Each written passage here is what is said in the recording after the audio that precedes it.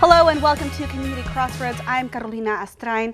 On this week's show, we hear from Ken Gill, the Director of Public Works with the City of Victoria. We talk about a few topics, and we also hear from a local Victoria musician, Alex Esquivel. We hear a song, and we also get to know a little bit about him.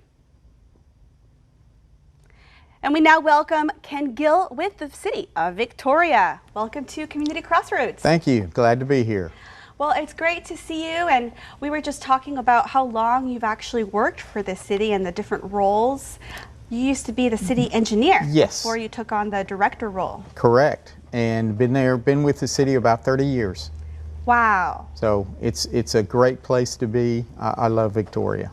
And in those 30 years, what would you say these drought conditions, look like compared to what you've seen in the past? It's a very unusual. This year is unusual because typically our droughts we had some severe droughts in 2013 and 14.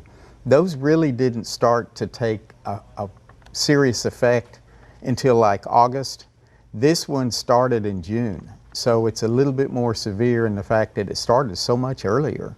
And other times, like I said, they usually happen in August, September, October even, when the river's down and we've had a long summer. But this is an unusual one.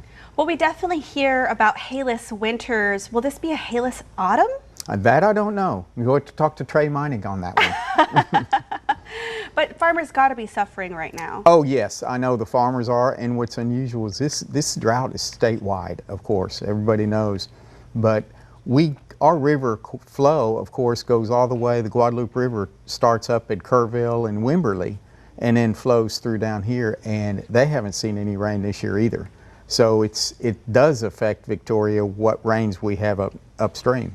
And we haven't had an attack, I'm going to go ahead and knock on wood, we haven't had a big attack of mosquitoes. Have y'all had to spray at all? They've had some spraying after Okay. those rains that we've had, yes.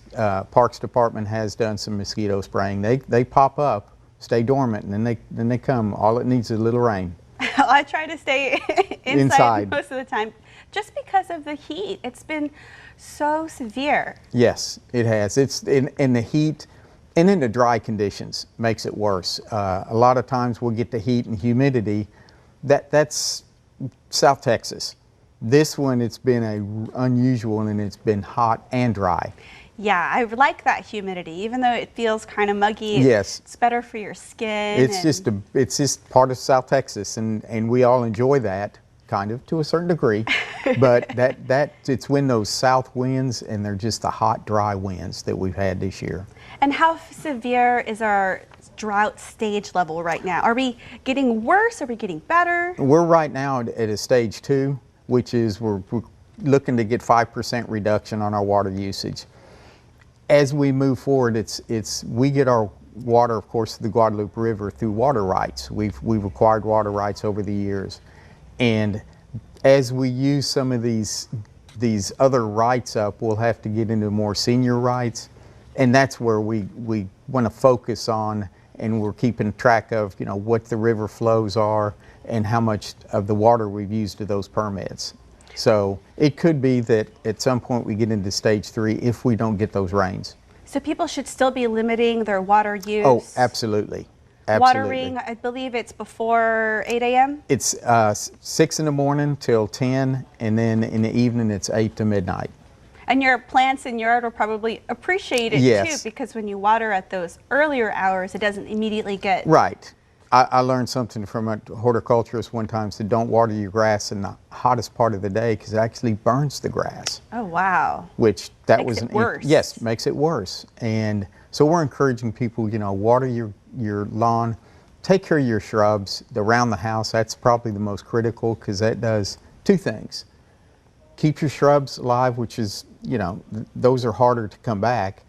Also keeps that foundation moist and consistent. So if you have any foundation issues, that stays consistent. So that's something, people can hand water those, in the evenings when they get home. Well, thank you so much for coming on the show to talk to us about the ongoing drought conditions. I know we'll hear from you in just a few minutes. Okay. Coming up, don't go anywhere. We'll hear more from Ken Gill. Don't go anywhere.